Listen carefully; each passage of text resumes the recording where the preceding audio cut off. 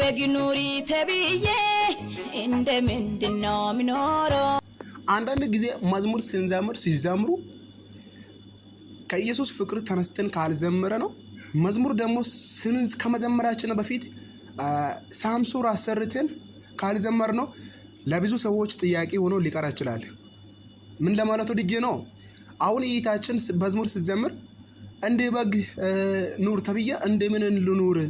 ይምድር ጨው ተብዬ እንደምን ልኑር አለችን ስለዚህ እሷ ግን እንዲገባለት ሊሆን ይችላል ለሷ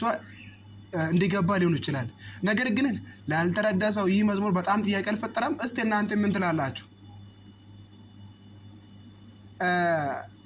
የበግ ባህሪ ብዙ ባህሪ ያለው የበግ ባህሪን ከተጠቀምሽ ምንድነው የበግ ባህሪ ቶፒክ ሆኖ ቀረ ወይም ሪስ ሆኖ ቀረ ፕሮሰስስ ወዴት ነው አሁን ለምሳሌ ሀተታ ስለምን ለመናገር እንደወደድሽ ለብዙዎቹ ላይገባ ይችላል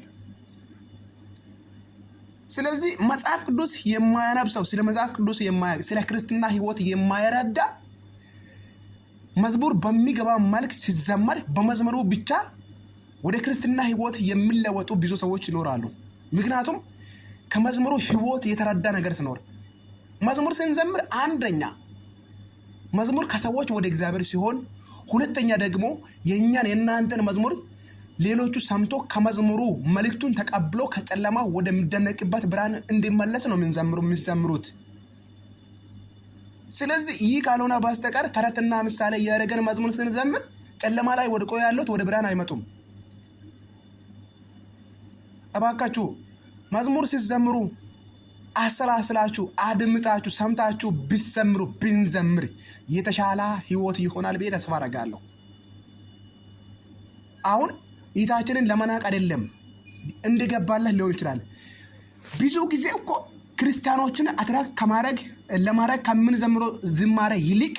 ውጪ ላይ የክርስትናን ህይወት ላልተረዱ ሰዎች መዝሙሮቻችንን ሳምሱር አድርገን አንስተን አስተኝተን መዝሙሩን አስረን ፈተን መዝሙሩን ብንዘምር ለሚሰማው ህይወቱን ይገዛል ወድቆ ያለ ሰው ሊነሳ ይችላል እኔ ብዙ ጊዜ የዳንኤል አምደ ሚካኤል መዝሙር ይሰማለሁ በአማርኛ ነው የሚዘምረው ብዙ ጊዜ እኔ የሚሰማ ደይሳ ቢሆንም ነገር ግን የዳንኤል መዝሙር ሲሰማ ኮሜንቱን ሲያይ ምንድነው እንደምሳሌ ነው ተጠቀምኩበት ያንተን መዝሙር ሰምተን ከወደቅንበት የተነሳበት ጊዜ አለ ከጨለማ የመጣንበት ጊዜ አለ ያንን መዝሙር ሰምቼ በዛ አመት ላይ ወደ ጌታ መጥቼ አሁን የጌታ ነኝ ይያሉ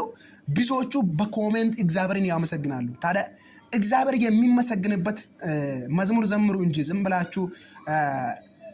እከሌ ስለ ዘመራ ተብላችሁ እንደዘምሩ ምንም አታረጉም ስለዚህ መዝሙር ከሰው ወደ እግዚአብሔር ካሆና